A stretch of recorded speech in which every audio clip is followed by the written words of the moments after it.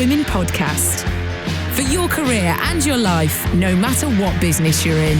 Hello and welcome to the first in a special season of the Northern Power Women podcast. I'm Simone Roche, and over the next 7 weeks, this Power Up season, you'll be hearing from our Northern Power Women community, sharing their career journey and actually passing on information about how it can help yours. This week, I'm going to be talking to Maya Ellis all about her experience of gaining board and trustee positions. In her day job, she works in economic development at Lancashire County Council. And when Maya is not working, she is renovating a farmhouse in the Lancashire countryside with her husband, Carl, and raising a toddler and a bump, which was exciting to read. Maya was a trustee of national youth charity Girl Guiding for 6 years and a trustee and board director of regional producing theatre The Dukes Lancaster for 4 years. And the thing that struck to me about this was that was all in your 20s. Not the renovating the car, you know, the farmhouse and the bump and everything, but no. the positions were, weren't they, Maya? Yeah, to try to take it a little bit at a time. But yes, both the board roles were in my 20s. And I think particularly the first one, board roles certainly weren't something that I was thinking about. It was me just sort of kicking off and having, trying to have a go. But then I think once you start, you get a taste for it and get a bit addicted. And when we were putting this season together, we wanted this season of like really practical, bite-sized kind of conversations that people could take away and learn from. So I think where I wanted to start was, what on earth is a trustee? Can you debunk the whole lexicon around trustees? Yeah, absolutely. So I guess the first thing to sort of say, I think there's lots of words out there. People use them in different ways. The main distinction I would make, the most useful distinction, is between a trustee and what would probably be called an NED, a non-executive director. Both of those can be referred to as board members, but I think the key distinction for me is trustees tend to be for charities or voluntary, unpaid roles, but they still can be quite senior and you can still have ultimate responsibility for the organisation, whereas NED roles tend to be paid roles, tend to be more in private companies.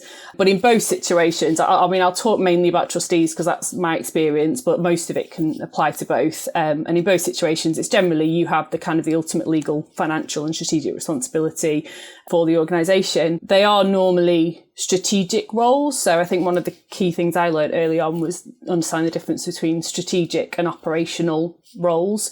And the fact that as a trustee, you are, especially in the largest charities, you are mainly strategic because the staff and the paid, volunteers and paid staff and volunteers are, they're doing the kind of day-to-day operations. And actually, especially in big charities, it's not possible to get involved in the operations. You would mess things up too much if you tried to get involved in the day-to-day. That said, if you're getting involved in smaller local charities, often just by the nature of those charities, they can't afford that many staff often. So you might be asked to do more operational stuff. So for example, in really small charities, if you've got a marketing background, you might be asked to draft a press release because you understand that. And that's one thing, one key initial tip I'd say is be really clear when you're applying for those roles, is like knowing whether there is expectation that you're going to get involved in that day to day, or if it is meant to be more strategic.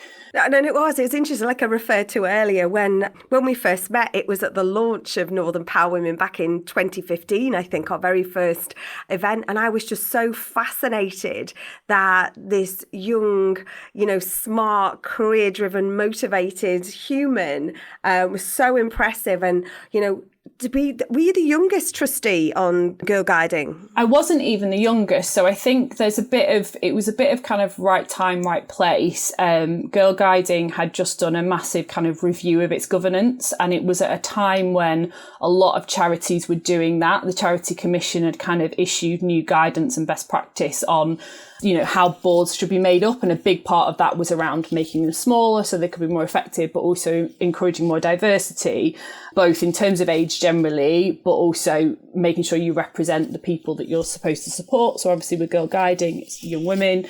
And so I was one of the younger, but my colleague and good friend now, Ros, was actually, I think, 2 years younger than me. But again, I think we all had very clear, skilled backgrounds. So she'd been the chair of the Cambridge Student Union, I think, for a couple of years before that. And so, we were young, but we came with that background. But it was certainly new to that board to have younger trustees.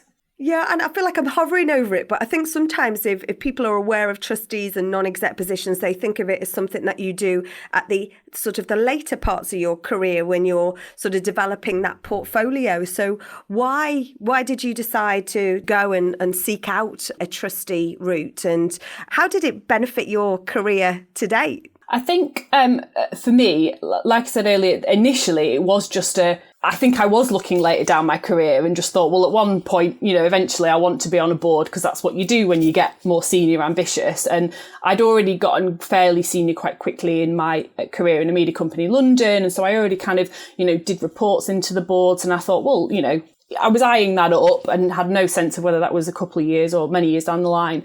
So it was more about getting the practice in.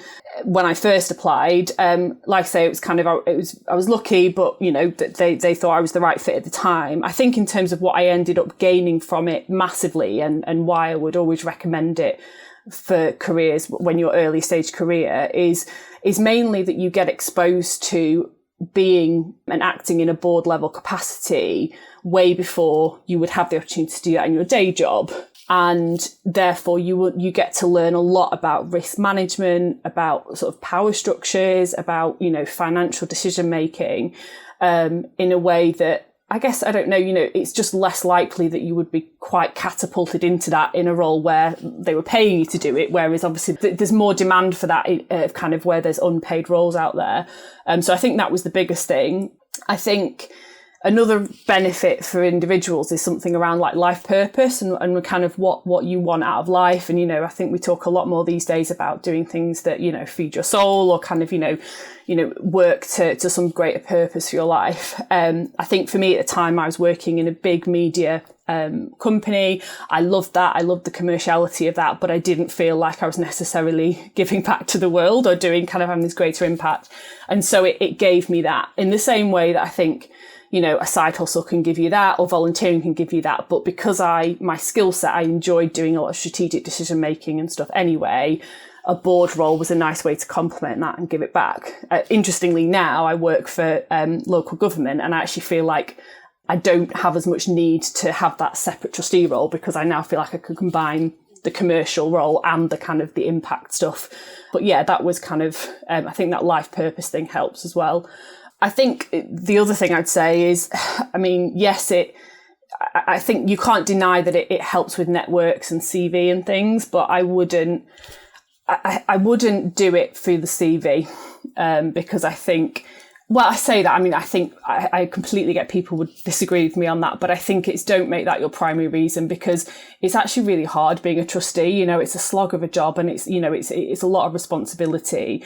And if you're just doing it, to get that name on your CV, you won't stick it out. You won't do a good job because, you have to really care about it, and you have to be using skills that, you really love using. I think if anything, it probably, the networks, I think, help. Again, I wouldn't make it a primary reason, but I think in the same way that you get exposed to using certain skills very quickly, in the same way you get exposed to kind of probably wider networks than you would otherwise. It's like that peer mentoring almost as well, isn't it? The people that you pick up on the way. I think Dame Carolyn McCall, who was EasyJet and now ITV, she talks very much around that when she took that step into that non-exec position, which ultimately led to the role at EasyJet. And it was almost that, well, I can't do that. I can't do all that. I don't have all those skills kind of thing. But it was like, actually, you don't have to do everything within that was a non-exec position. So what do you think is the most difficult element of getting onto a board? And more importantly, how do you do it well?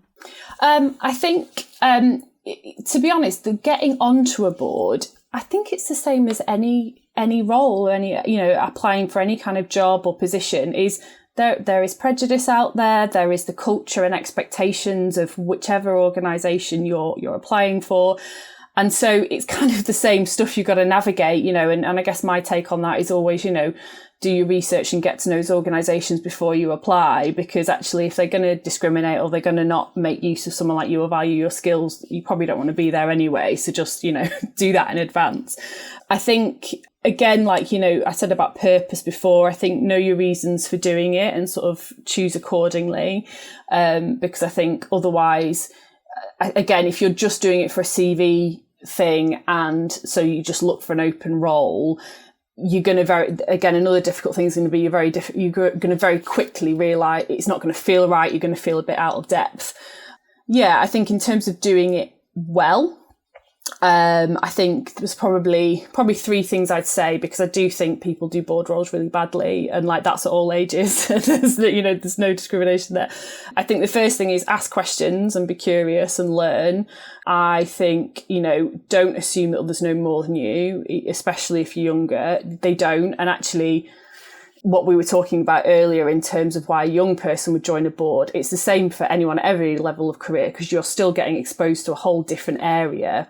And most people on a board are doing that. It's not their day job. So I think, again, whatever age you are, whatever background you are, don't assume others know more than you. Just keep asking questions. But also, I think do that outside of meetings as well. Like, there's lots of opportunities to build that knowledge so that then when you have the board meetings, you can feed into that.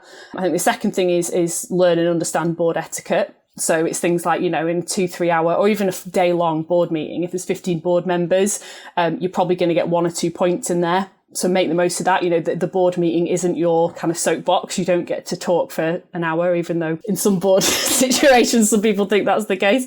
But do your homework beforehand, have conversations outside of the boardroom so that when you make those 1 or 2 points, they're really targeted and informed. And then the third thing, I think, is have integrity. Again, remember that purpose. I think do that board role while you feel like you have use there and your skills are useful there and you feel the purpose of it. I think as soon as you stop feeling that you're being relevant anymore, then step away because your energy is better used elsewhere. Brilliant. And I can't believe that finally, because we want this to be really about those takeaways. What are the 3 things that people can do today to help them gain that role, whether it be trustee, non-exec position? What are the top 3 things they can do? Okay, so I think the top 3 things you could do today, if you're kind of keen to explore trustee roles and NED roles really, is I think follow organisations and people in those roles on social media. I honestly think that's probably the best way to do it these days. I say that for, job applying as well, is I think, again, because I think you should go for organisations you care about, just keep following them, keep up to date on when they're looking, because most people will advertise these kind of things on their social media. But like I say, you can also, if there's a particular charity you really love, have a look on LinkedIn, find one of their trustees and reach out just for an informal chat, but then at least you're on their radar. I think secondly, decide why you want to do it and also how much time you want to give to it, so that you know what's worth it for you, and be discriminating in terms of what you choose to take on or not. Because like I say, it's a lot of extra time to put in on top of a day job. So, you won't keep that up unless you really care about it and it speaks to you. And thirdly, I think just start, just apply for a few roles for practice. I did that and ended up getting the best board role I've done, which is great. And, you can always turn them down if they're not a good fit. That's your prerogative. And likewise, just start, like I said, just picking the brains of existing trustees, and just start having those conversations really.